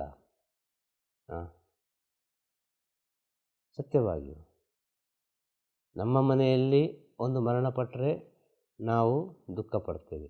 ಅದೇ ಪಕ್ಕದ ಮನೆಯಲ್ಲಿ ನಾವು ಮರಣಪಟ್ಟರೆ, ನಮ್ಮ ಮನೆಯಲ್ಲಿ ಒಂದು ಮರಣ ಆಯಿತು, ನಮಗೆ ದುಃಖ ಆಗ್ತದೆ. ಅದೇ ಪಕ್ಕದ ಮನೆಯಲ್ಲಿ ಒಂದು ಮರಣಪಟ್ಟರು ಯಾರೋ ಒಬ್ಬರು, ನಮಗೆ ಸಂಬಂಧಪಟ್ಟವರೇ ಇರುವ, ಅರ್ಥ ಆಯ್ತಾ ಅಲ್ವಾ? ಸೊ ನಮ್ಮ ಮನೆಯಲ್ಲಿ ದುಃಖ ಆದಷ್ಟು ಆ ಮನೆಯಲ್ಲಿ ದುಃಖ ಆಗ್ತದ? ಅಲ್ಲಿ ಹೋಗಿ ಏನು ಹೇಳ್ತೇವೆ? ಧೈರ್ಯ ಹೇಳ್ತೇವೆ ಅಲ್ಲ? ಅಲ್ಲಿ ಧೈರ್ಯ ಹೇಳ್ತೇವೆ, ಇದೆಲ್ಲ ಇರುದೇ ಅಮ್ಮ, ಇದೆಲ್ಲ ಹೀಗೆ ಅಮ್ಮ, ಅಲ್ವಾ, ಎಲ್ಲ ಸರಿಯಾಗ್ತದೆ, ಇದೆಲ್ಲ ಸತ್ಯಸ್ಥಿತಿ, ಇದೆಲ್ಲ ಸ್ವೀಕರಿಸಲೇಬೇಕು, ಹುಟ್ಟು ಅಂದರೆ ಸಾವು ಅಂತೇಳಿ ಇದ್ದೇ ಇರ್ತದೆ ಅಂತೇಳಿ. ಅದೇ ಅವರವರ ಮನೆಯಲ್ಲಿ ಆಗುವಾಗ ಆಗ ಧೈರ್ಯ ತಂದುಕೊಳ್ಳಬೇಕು. ಅವರವರ ಜೀವನದಲ್ಲಿ ಬರುವಾಗ ಆ ಧೈರ್ಯ ತಂದು ಕೊಡಬೇಕು. ಅಡ್ವೈಸು, ಉಪದೇಶ ಎಂಬುದು ಮೊದಲಿಗೆ ನಮಗೆ, ನಮ್ಮ ಆತ್ಮದ ಮಾತುಗಳು ನಮ್ಮನ್ನು ಮಾತಾಡಿಸುವುದು. ನಾವು ಆಡುವ ಮಾತುಗಳು ಮೊದಲು ಕೇಳೋದು ನಮ್ಮ ಕಿವಿಗೆ ಅಂತೇಳೋ ಜ್ಞಾನ ಇರಬೇಕು. ಇನ್ನೊಬ್ಬನ ಕಿವಿಗೆ ಹೋಗುವ ಮುಂಚೆ ಅದು ನಮ್ಮ ಕಿವಿಗೆ ಕೇಳೋದು, ನಮ್ಮ ಕಿವಿಯಿಂದ ಅದು ಇನ್ನೊಬ್ಬರ ಕಿವಿಗೆ ಹೋಗೋದು. ಆ ಶಬ್ದ ಮೊದಲು ಕೇಳೋದು ನಮ್ಮ ಕಿವಿಗೆ. ಆಗ ಜೀವನದಲ್ಲಿ ಬರುವ ವಿಚಾರಗಳನ್ನೆಲ್ಲ ನಮಗೇ ನಾವು ಸ್ವೀಕಾರ ಮಾಡಲಿ ಕಲಿಬೇಕು. ನಮ್ಮ ಕಣ್ಣೆದುರೊಬ್ಬ ಆರೋಗ್ಯ ಸಮಸ್ಯೆದಿಂದ ಇರುವಾಗ ತಿಳ್ಕೊಳ್ಬೇಕು, ಇದು ನನಗೆ ಪಾಠ ಮಾಡ್ತಾ ಇದ್ದಾನೆ ಭಗವಂತ, ಎಚ್ಚರಿಕೆಯಿಂದ ಇರು ಅಂತೇಳಿ. ನಮ್ಮ ಕಣ್ಣ ಮುಂದೆ ಏನೋ ಒಂದು ವಿಷಯಗಳು ನಡೆಯುವಾಗ ನಾವು ತಿಳಿಬೇಕು, ಇದು ನನಗೆ ಪಾಠ ಮಾಡ್ತಾ ಇದ್ದಾನೆ ಭಗವಂತ ಅಂತೇಳಿ. ನಮ್ಮ ಕಣ್ಣ ಮುಂದೆ ಒಬ್ಬ ಐಶ್ವರ್ಯರಾಮಿ ಜೀವನ ಮಾಡ್ತಾನೆ, ಭಾರಿ ಲಕ್ಸುರಿ ಲೈಫ್ ಮಾಡ್ತಾ ಇದ್ದಾನೆ ಒಬ್ಬ, ಅರ್ಥ ಮಾಡಿಕೊಳ್ಬೇಕು. ಆಗ ಭಗವಂತ ಮಾಯೆಯನ್ನು ತೋರಿಸ್ತಾ ಇದ್ದಾನೆ, ಭಗವಂತ ಆಸೆಯನ್ನು ಹುಟ್ಟಿಸ್ತಾ ಇದ್ದಾನೆ, ಈಗ ಎಂತ ಮಾಡೋದು ಅಂತೇಳಿ. ಭಗವಂತ ಎರಡನ್ನು ತೋರಿಸ್ತಾನೆ, ಈ ಕಡೆ ಸತ್ಯವನ್ನು ತೋರಿಸ್ತಾನೆ, ಈ ಕಡೆ ಒಂದು ಮಾಯೆಯನ್ನು ತೋರಿಸ್ತಾನೆ, ಎರಡನ್ನು ತೋರಿಸ್ತಾನೆ ಭಗವಂತ. ಇದು ಯಾಕೆ ತೋರಿಸ್ತಾನೆ ಅಂತೇಳಿ ನಾವು ನಮ್ಮ ಜೀವನದಲ್ಲಿ ಅರ್ಥ ಮಾಡಿಕೊಂಡೇ ಹೋಗುವಾಗ ನಮ್ಮನ್ನು ನಾವು ತಿದ್ದಿಕೊಳ್ಳಲಿಕ್ಕೆ ಸುಲಭ ಆಗ್ತದೆ. ಎಲ್ಲದಕ್ಕೂ ಮುಖ್ಯವಾಗಿ ನಮ್ಮಲ್ಲಿ ರಿಜಿಸ್ಟರ್ ಆಗೋದು, ಇದೆಲ್ಲ ಅವನ ಇಚ್ಛೆಯಂತೆ ನಡೆಯುವುದು ಅಂತೇಳಿ. ಇದೆಲ್ಲವೂ ಅವನ ಇಚ್ಛೆಯಂತೆ ನಡೆಯಲಿ. ನಾವೇನೂ ಮಾಡ್ತಾ ಇಲ್ಲ ಅಂತೇಳಿ. ಇದು 100ಕ್ಕೆ 100 ಸತ್ಯ. ಇಲ್ಲಿ ನಾವು ಏನೂ ಮಾಡ್ತಾ ಇಲ್ಲ. ಈ ಶ್ವಾಸ ಕಟ್ಟಾದರೆ ಹೋಯ್ತು, ಮುಗೀತು. ಅದು ಯಾರು ಮಾಡಿದ್ದು? ಹಾಂ, ಸ್ವಿಚ್ ಆಫ್ ಮಾಡಲಿಕ್ಕೆ ಸ್ವಿಚ್ ಆನ್ ಮಾಡಲಿಕ್ಕೆ ಗೊತ್ತಿರೋದು ಅವನಿಗೆ ಅಲ್ವಾ? ಹಾಗೆ ಸ್ವಿಚ್ ಆನ್ ಮಾಡಿದ್ದಾನೆ, ಪ್ರಕಾಶವಾಗಿ ಉಂಟು ಬೆಳಕು. ಹಾಂ, ಕೂಡಿದಷ್ಟು ಬೆಳಕು ಎಲ್ಲರಿಗೂ ಸಿಕ್ಕಲಿ. ಹಾಂ, ಹೌದು. ಅಲ್ವಾ? ನಾವು ಅದನ್ನು ಅರ್ಥ ಮಾಡ್ಕೊಳ್ದೆ ಹಾಳು ಮಾಡ್ಕೊಳ್ತಾ ಹಾಂ, ಇದ್ದೀವಿ. ನಾವು ಅದನ್ನು ಅರ್ಥ ಮಾಡಿಕೊಳ್ಳದೆ ಜೀವನವನ್ನೇ ವ್ಯರ್ಥ ಮಾಡ್ತಾ ಇದ್ದೇವೆ. ಹೌದು ಗುರುದೇವ. ನಿಜವಾಗಿ ಹೇಳೋದಾದ್ರೆ ಕೋಟಿ ಕೋಟಿಟ್ಟು ಯಾರೀಗ? ಕೂಡಿದಷ್ಟು ಒಳ್ಳೆಯದು ಮಾಡಲಿಕ್ಕೆ ಒಂದು ಕೋಟಿ ಕೋಟಿ ಇರೋರ ಹತ್ರ ಆಸೆ ಆಸೆ ಆಸೆ. ಎಂಥ ಆಸೆ? ನೀನೊಂದು ಪ್ರೀತಿ ಅಪ್ಪ ಆಗಿರ್ಬೋದು, ಕೋಟಿ ಕೋಟಿ ಸಂಪಾದನೆ ಮಾಡಿರ್ಬೋದು, ಮಕ್ಕಳಿರ್ಬೋದು. ನಾಳೆ ನೀನು ಕೋಟಿ ಕೋಟಿ ಸಂಪಾದನೆ ಮಾಡಿದ ಅಪ್ಪ ಅಂತೇಳಿ ನಿನ್ನನ್ನು ಎಂಥದ್ದು ಹೇಳೋದು, ಮನೆಯಿಂದ ಹೊರಗೆ ಹಾಕೋದು ಇರೋದಿಲ್ಲ. ಕೋಟಿ ಕೋಟಿ ಕಟ್ಟಿದ ಮನೆಯಲ್ಲಿ ನಿಮಗೆ ಸ್ಥಳ ಇಲ್ಲ. ಹಾಂ, ಮನೆಯಿಂದ ಹೊರಗೆ ಸ್ಥಳ. ಹಾಂ, ಮನೆಯಲ್ಲಿ ಕೇವಲ ಇನ್ನೊಂದು ಭಾವಚಿತ್ರಕ್ಕೊಂದು ಹಾರ ಇರ್ಬೋದು. ಅಲ್ವಾ? ಸತ್ಯ ಗುರುದೇವ. ಆ ಕೋಟಿ ಕೋಟಿ ನಿನ್ನ ಹತ್ರ ಉಂಟು. ನೀನು ಏನು ಮಾಡು, ಏನು ಮಾಡಬೇಕು? ಹಾಂ, ಜೀವಂತವಾಗಲು ಹಂಚಿಬಿಡು ಎಲ್ಲರಿಗೆ. ಎಲ್ಲ ಸಂತೋಷವಾಗಿರಲಿ ಆ ಕಡೆ. ಹಾಂ, ಹೌದು. ಹಾಂ, ಆ ಸ್ಥಿತಿ ಇವತ್ತು ಯಾರಿಗೂ ಬರೋದಿಲ್ಲ. ಎಲ್ಲ ನನಗೇ ಇರಲಿ, ನನ್ನ ಹತ್ರನೇ ಇರಲಿ, ನನ್ನ ನನಗೆ ಹತ್ರ ಮಾತ್ರ ಬೇಕು. ಹಾಂ, ನಾನು ಹೇಳೋದು ಆ 1000 ಜನಕ್ಕೆ ನಿನ್ನಲ್ಲಿರುವ ವಿಷಯವನ್ನು ಹಂಚಿದರೆ ಆ 1000 ಜನರ ಕುಟುಂಬಕ್ಕೆ ಯಾವುದೋ ಒಂದು ರೀತಿಯಲ್ಲಿ ದಾರಿದೀಪ ಆದಾಗಿ, ಯಾವುದೋ ಒಂದು ರೀತಿಯಲ್ಲಿ ಹೌದು ಅದು ಶಾಶ್ವತವಾಗಿರ್ತದಲ್ಲ. ಹೌದು. ಇದು ನಾನು ನಾನು ನಾನು ಎಂಬುದು ಖಂಡಿತ. ಬಹುಶಃ ಹಂಚೋ ಕ್ರಿಯೆನೂ ಕೂಡ ಒಂದು ಕರ್ಮದ ಫಲದಲ್ಲಿ ಆಗಿರುತ್ತೆ ಅಂತ ಕನ್ಸುತ್ತೆ. ಖಂಡಿತವಾಗಿ ಎಲ್ಲರಿಗೂ ಹಂಚಲಿಕ್ಕೆ ಆಗೋದಿಲ್ಲ. ಕೃಷ್ಣ ಇಬ್ಬರಿಗೂ ಹಂಚಲಿಕ್ಕೆ ಹೇಳಿದ, ಅರ್ಜುನನಿಗೂ ಕರ್ಣನಿಗೂ. ಕರ್ಣ ಕಣ್ಣು ಮುಚ್ಚಿ ಕೊಟ್ಟು ಬಿಟ್ಟ, ಹಂಚಿಬಿಟ್ಟ. ಕಣ್ಣು ಮುಚ್ಚಿ ಕೊಟ್ಟು ಬಿಟ್ಟ ಕರ್ಣ. ಅರ್ಜುನ ಇಟ್ಟುಕೊಂಡು ಆಲೋಚನೆ ಮಾಡಿದ. ಇಷ್ಟೇ ವ್ಯತ್ಯಾಸ. ಅದು ಕೂಡ ಕರ್ಮಕ್ಕೆ ಸಂಬಂಧಪಟ್ಟೇ ಆಗೋದು. ಇಲ್ಲೆಲ್ಲವೂ ಕರ್ಮಕ್ಕೆ ಸಂಬಂಧಪಟ್ಟೇ ಆಗೋದು. ಹೇಳೋದು ಅರ್ಥ ಆಯ್ತಾ? ಖಂಡಿತ ಗುರುದೇವ.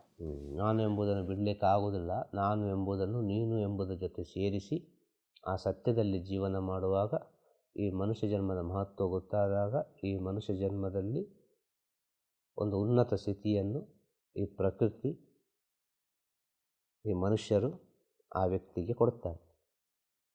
ಇವರು ನಮ್ಮ ಹಾಗಲ್ಲ, ಇವರು ಸ್ವಲ್ಪ ಎತ್ತರದಲ್ಲಿದ್ದಾರೆ. ಅದು ಅವರು ನಾನು ಎಂಬುದನ್ನು ಬಿಟ್ಟ ಕಾರಣ ಅವರಿಗೆ ಆ ಸ್ಥಿತಿ ಸಿಕ್ಕಿದೆ. ಆಗೋದಷ್ಟೇ, ಬೇರೆ ಎಂತ ಆಗೋದಿಲ್ಲ. ಬೇರೆ ಎಂಥದ್ದು ಆಗೋದಿಲ್ಲ. ನಾನು ಎಂಬುದನ್ನು ಬಿಟ್ಟರೆ ಬೇರೆ ಏನು ಆಗೋದಿಲ್ಲ. ಅವ ಒಂದು ದೈವಿಕ ಪುರುಷನಾಗಿ ಕಾಣ್ತಾನೆ. ನಾನು ಎಂಬುದನ್ನು ಬಿಟ್ಟರೆ, ನಾನು ಎಂಬುದನ್ನು ಇಟ್ಕೊಂಡ್ರೆ ಎಲ್ಲರ ಜೊತೆ ಸೇರಿಕೊಂಡು ಪಳಗಿಕೊಂಡು ಒಂದು ಸಂಸಾರದಲ್ಲಿ ಇರ್ತಾನೆ. ಯಾವುದೋ ಒಂದು ರೀತಿಯಲ್ಲಿ ಇರ್ತಾನೆ. ಇದರಲ್ಲಿ ಮನುಷ್ಯ ಕೊಡೋದು ಜಡ್ಜ್ಮೆಂಟ್. ಆದರೆ ಅವನ ಆತ್ಮ ಏನೆಲ್ಲ ಕರ್ಮ ಅನುಭವಿಸಿದೆ, ಯಾವ ರೀತಿ ಉಂಟು ಅಂತೇಳಿ ಗೊತ್ತಿಲ್ಲ. ಆ ನಾನು ಎಂಬುದು ಪರಿಪೂರ್ಣವಾಗಿ ಬಿಟ್ಟು ಹೋಯಿತು ಅಂತೇಳಿ ಅಲ್ಲಿ ಏನೂ ಇಲ್ಲ. ಅಲ್ಲಿ ಕೊನೆಗೆ ಆ ವ್ಯಕ್ತಿ ಇದ್ದಾನ ಇಲ್ವಾ ಅಂತೇಳಿ ಗೊತ್ತಿಲ್ಲ. ಆ ವ್ಯಕ್ತಿ ಇದ್ದಾನೆ, ಯಾರಿಗೂ ಗೊತ್ತಿರಲಿಕ್ಕಿಲ್ಲ ಆ ವ್ಯಕ್ತಿ ಇದ್ದಾನೆ ಅಂತೇಳಿ. ಅದು ನಾನು ಎಂಬುದನ್ನು ಪರಿಪೂರ್ಣವಾಗಿ ಬಿಟ್ಟ ಒಂದು ಸ್ಥಿತಿ.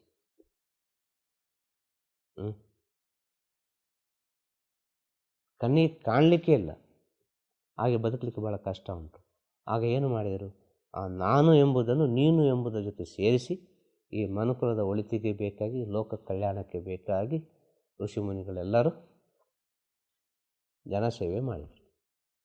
ಈ ಲೋಕ ಕಲ್ಯಾಣಕ್ಕೆ ಬೇಕಾಗಿ ಮನುಕುಲದ ಸೇವೆಯನ್ನೇ ಮಾಡಿದರು ಇವರು. ಹಾಗೆ ನಾನೆಂಬುದನ್ನು ಬಿಡಲಿಕ್ಕೆ ಆಗೋದಿಲ್ಲ. ನಾನು ಎಂಬುದನ್ನು ಬಿಟ್ಟರೆ, ಹೀಗೆ ಹೇಳಿದಾಗ ಅವನು ಎಲ್ಲಿ ಇದ್ದಾನೆ ಅಂತಲೇ ಗೊತ್ತಿರಬಾರ್ದು. ಅದು ಉನ್ನತ ಸ್ಥಿತಿ. ಅದು ದೇಹವೇ ಇರಬಾರ್ದು ಅಲ್ವಾ? ಸತ್ಯ. ಹಾಂ, ಅದಾಗುವುದಿಲ್ಲಲ್ಲ ನಾನು ಎಂಬುದನ್ನು ಬಿಡಲಿಕ್ಕೆ. ಆಗ ನಾನು ಎಂಬುದನ್ನು ನೀನು ಎಂಬುದರ ಜೊತೆ ಸೇರಿಸಿ ಜೀವನ ಮಾಡಿದರು. ಆ ನೀನು ಎಂಬುದೇ ಪರಮಾತ್ಮ, ಅಲ್ಲಿಗೆ ಸೇರಬೇಕು. ನಾನು ಎಂಬುದಿದ್ದರೆ ಅದು ಅಲ್ಲಿಗೆ ಸೇರುದು, ಇಲ್ಲದ್ರೆ ಸೇರಲಿದ್ದಿಲ್ಲ. ಅದು ಬೇರೆ ಬೇರೆ ಆಯ್ತಲ್ಲ, ನಾನು ಮತ್ತು ನೀನು. ನಾನು ಎಂಬುದಿದ್ದರೆ ತಾನೇ ಅಲ್ಲಿಗೆ ನಾವು ಹೋಗಲಿಕ್ಕೆ ಪ್ರಯತ್ನ ಪಡೋದು ನೀನು ಎಂಬುದರಲ್ಲಿ. ಆಗ ನಾನು ಎಂಬುದು ಅದು ಒಳ್ಳೆಯದು, ಅದೊಂದು ಜನ್ಮಕ್ಕದು ನೀನು ಎಂಬುದರಲ್ಲಿ ಹೋಗಿ ಸೇರುದು. ಹೇಳೋದಾಯ್ತಲ್ಲ, ಹಾಲಲ್ಲಿ ಹಾಲು ಒಂದಾದಾಗೆ ಈ ಮನುಷ್ಯ ಜನ್ಮ ಎಂಬುದು ಭಗವಂತನ ಹತ್ತಿರ ಇರುವ ಜನ್ಮ. ಭಗವಂತ ಅಂತ ಹೇಳುವ ಶಕ್ತಿ ಇದ್ದು ನೆಕ್ಸ್ಟ್ ವರ್ಷನ್ ಅಂದರೆ ಅದರದ್ದು ಎಂತ ಹೇಳೋದು, ನೆಕ್ಸ್ಟ್ ಇರುವಂಥದ್ದು ನೆಕ್ಸ್ಟ್ ವರ್ಷನ್ ಅಂದರೆ ಅದು ಮನುಷ್ಯ. ಅದು ಅಷ್ಟು ಬುದ್ಧಿ ಉಂಟು ಯಾರಿಗೆ? ಈ ಮನುಷ್ಯನಿಗೆ. ಭಗವಂತನೇ ತನ್ನ ಹಿಡಿತದಲ್ಲಿ ಹಿಡಿದುಕೊಳ್ಳುವಷ್ಟು ಬುದ್ಧಿ ಉಂಟು. ಭಗವಂತನನ್ನೇ ತನ್ನ ಹಿಡಿತದಲ್ಲಿ ಇಟ್ಟುಕೊಂಡ ಕಾರಣ ಋಷಿಮುನಿಗಳು, ಸಾಧುಗಳು, ಯೋಗಿಗಳು, ಗುರುಮಾರ್ಗಳು, ಏನು ಅಂತ ಹೇಳೋದು, ಮಹಾನ್ ಜ್ಞಾನಿಗಳು, ಇವರನ್ನೆಲ್ಲ ದೈವ ಸ್ವರೂಪಿಯಾಗಿ ನಾವು ನೋಡೋದು, ದೇವರ ಸ್ವರೂಪದಲ್ಲಿ. ಕಾರಣ ಏನು? ಅವರು ಭಗವಂತನನ್ನೇ ಹಿಡ್ಕೊಂಡ್ರು. ಮನುಷ್ಯ ರೂಪದಲ್ಲಿ ತಾನೇ ಇರೋದು. ಅಷ್ಟು ಶಕ್ತಿ ಇರುವ ಕಾರಣದಾನೆ ಇವತ್ತೆಲ್ಲರೂ ಪೂಜಿಸ್ತಾರೆ. ಮಂತ್ರಾಲಯಕ್ಕೆ ಇಷ್ಟೆಲ್ಲ ಕೋಟ್ಯಾನು ಕೋಟಿ ಭಕ್ತರು ಹೋಗ್ತಾರೆ ಅಂತ ಹೇಳಿದರೆ, ರಾಘವೇಂದ್ರರು ಆ ಕೃಷ್ಣನನ್ನೇ ಹಿಡ್ಕೊಂಡ್ರು, ಆ ವಿಷ್ಣುವನ್ನೇ ಹಿಡ್ಕೊಂಡ್ರು, ಬಿಡಲಿಲ್ಲ ಅವರು. ಆ ಮೂಲರಾಮನನ್ನು ಮೂಲರಾಮನೇ ಬಂದು ಕೂತ್ಕೊಂಡ. ರೂಪ ಮನುಷ್ಯ ರೂಪ ಅಲ್ವಾ? ತಾಯಿ ತಂದೆಗೆ ತಾನೇ ಅವರು ಜನಿಸಿದ್ದು. ನಾರ್ಮಲ್ ಆಗೇ ತಾನೇ ಬಂದರು, ಎಲ್ಲರಾಗೆ ತಾನೇ ಬಂದರು, ಎಲ್ಲರಾಗೆ ತಾನೇ ಊಟ ಮಾಡಿದರು, ಎಲ್ಲರಾಗೆ ತಾನೇ ಓಡಾಡಿದರು. ಆಗ ನಾನು ಎಂಬುದನ್ನು ಬಿಟ್ಟರು. ಇಲ್ಲಿ ನಾನು ಎಂಬುದನ್ನು ಬಿಡುವಾಗ ಅವನು ತನ್ನಿಂತಾನಾಗೆ ಬಂದ. ಆ ತನ್ನಿಂತಾನಾಗೆ ಬಂದು ಕೂತುಕೊಳ್ಳುವಾಗ ಇವರು ಆಲೋಚನೆ ಮಾಡಿದರು, ಇವ ಹೇಗೆ ಬಂದ ತನ್ನಿಂತಾನಾಗಿ? ಇದನ್ನು ಬಿಟ್ಟ ಕಾರಣ. ಆಗ ಇದು ಬೇಡವೇ ಬೇಡ, ಇವ ಶಾಶ್ವತವಾಗಿರಲಿ,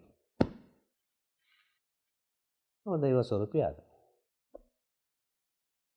ಇಷ್ಟೇ ವಿಷಯ. ಸರಿ ಗುರುದೇವ್, ಅರ್ಥ ಆಯ್ತಲ್ಲ? ಇದೆಲ್ಲ ಗುರು ಸೇವೆಯಲ್ಲಿ ಸಿಗುವುದು ಅಂತ ವಿಚಾರ. ಖಂಡಿತ. ಇದು ಗುರು ಸೇವೆಯಲ್ಲಿ ಮಾತ್ರ ಪಡ್ಕೊಳ್ಳಿಕ್ಕೆ ಸಾಧ್ಯ. ಖಂಡಿತ ಗುರುದೇವ್. ಬೇರೆ ಯಾವ ರೂಟಿನಲ್ಲಿ ಹೋದರೂ, ಬೇರೆ ಯಾವ ದಾರಿಯಲ್ಲಿ ಹೋದರೂ ಈ ನಾನು ಎಂಬುದನ್ನು ಬಿಡಲಿಕ್ಕೆ ಸಾಧ್ಯ ಇಲ್ಲ, ಖಂಡಿತವಾಗಿಯೂ. ಈ ನಾನು ಎಂಬುದನ್ನು ಬಿಡಬೇಕು ಅಂದರೆ ಆರೋಗ್ಯ ಸಮಸ್ಯೆ ಬಂದು ಬೆಡ್ಡಿನಲ್ಲಿ ಬಿದ್ದು ಒಂದು ಆಕ್ಸಿಡೆಂಟ್ ಆಗಿ ಈ ರೀತಿಯೆಲ್ಲ ನಾನು ಎಂಬುದನ್ನು ಬಿಡಲಿಕ್ಕೆ ಸಹ ಆಗೋದಿಲ್ಲ. ಅದೆಲ್ಲೋ ಒಂದು ಬೇರೆ ರೀತಿ ಆಗ್ತದೆ. ಜೀವಂತವಾಗಿದ್ದು ಆರೋಗ್ಯವಂತವಾಗಿದ್ದು ಎಲ್ಲರ ಹಿತದೃಷ್ಟಿಯಲ್ಲಿ ಅದು ಕಾಣಬೇಕು. ಅವ ಆರೋಗ್ಯವಂತನಾಗಿರಬೇಕು, ಜೀವಂತವಾಗಿರಬೇಕು, ನಡೆದಾಡ್ತಾ ಇರಬೇಕು, ಅವನಿಗೆ ಯಾವುದೇ ಒಂದು ವಿಚಾರಗಳಿರಬಾರ್ದು. ಇನ್ನು ಬೆಡ್ಡಲ್ಲಿ ಮಲ್ಕೊಂಡು ಕೆಲವರಿಗೆಲ್ಲ ಅನಿಸ್ತದೆ ಅಯ್ಯೋ ಅಂತೇಳಿ, ಅಲ್ವಾ? ಅಯ್ಯೋ ನಾ ತಪ್ಪು ಮಾಡಿದ, ಈ ತಪ್ಪು ಮಾಡಿದ, ಅದು ಮಾಡ್ತೇನೆ, ಇದು ಮಾಡ್ತೇನೆ ಅಂತೇಳಿ. ಕೊನೆ ಕ್ಷಣದಲ್ಲಿ ಆದರೆ ಉಪಯೋಗ ಇಲ್ಲ. ಕಾಲ ಕಳೆದ ನಂತರ ಜ್ಞಾನೋದಯ ಆದರೆ ಏನು ಪ್ರಯೋಜನಕ್ಕೆ ಬರೋದಿಲ್ಲ. ಅದು ನಾವು ಆರೋಗ್ಯವಾಗಿರುವಾಗ, ಜೀವಂತವಾಗಿರುವಾಗ ನಮ್ಮ ಕೈಲಿ ಎಷ್ಟು ಆ ಸ್ಥಿತಿಯನ್ನು ಕಂಡುಕೊಳ್ಳಲಿಕ್ಕಾಗ್ತದೆ ಅಷ್ಟು ನಮ್ಮೊಳಗೆ ಕಂಡುಕೊಳ್ಳುವಾಗ ಮುಂದಿನ ಜನ್ಮ ಅಂತೇಳಿದರೆ ಅಲ್ಲಿಂದಲೇ ಪ್ರಾರಂಭವಾಗ್ತದೆ. ಮುಂದಿನ ಜನ್ಮದ ಅದು ಇನ್ನಷ್ಟು ಅದರ ಬಗ್ಗೆ ಅಧ್ಯಯನ ನಡೀತದೆ. ಆ ರೀತಿ ಅಧ್ಯಯನ ಆಗಿ ಬಂದವರು ಎಲ್ಲ ಋಷಿಮುನಿಗಳು, ಎಲ್ಲ ಸಾಧು ಸಂತರು. ಇವತ್ತು ಶಿರಡಿ ಸಾಯಿಬಾಬಾ ಆಗಿರ್ಬೋದು, ರಾಘವೇಂದ್ರರಾಗಿರ್ಬೋದು, ನಿತ್ಯಾನಂದರಾಗಿರ್ಬೋದು, ಇನ್ನು ಅನೇಕ ಮಹಾಪುರುಷರಾಗಿರ್ಬೋದು, ಇವರೆಲ್ಲ ಒಂದು ಜನ್ಮದ ಸಾಧನೆ ಅಲ್ಲ, ಇದು ಹಲವು ಜನ್ಮದ ಸಾಧನೆ. ಹಲವು ಜನ್ಮದ ಸಾಧನೆ ಒಂದು ಜನ್ಮದಲ್ಲಿ ಪರಿಪೂರ್ಣ ಆಗುವುದು ಎಂಬ ಸತ್ಯವನ್ನು ತಿಳಿಯಬೇಕು. ಇಷ್ಟೇ ಹೇಳೋದು. ಒಂದು ಜನ್ಮದಲ್ಲಿ ಎಲ್ಲರಿಗೂ ನಾನು ಎಂಬುದು ಬಿಟ್ಟು ಹೋಗಲಿ, ನೀನು ಎಂಬುದರಲ್ಲಿ ಐಕ್ಯ ಆಗಲೇಬೇಕು. ಇದೇ ಪರಮ ಸತ್ಯ. ತಿರುಚಿಟ್ಟಂಬಲಂ. ಗುರುವೇ ಶರಣಂ. ಗುರುವೇ ಶರಣಂ. ನಮಃ ಶಿವಾಯ. ನಮಃ ಶಿವಾಯ. ನಮಃ ಶಿವಾಯ. ನಮಃ ಶಿವಾಯ. ನಮಃ ಶಿವಾಯ. ನಮಃ ಶಿವಾಯ.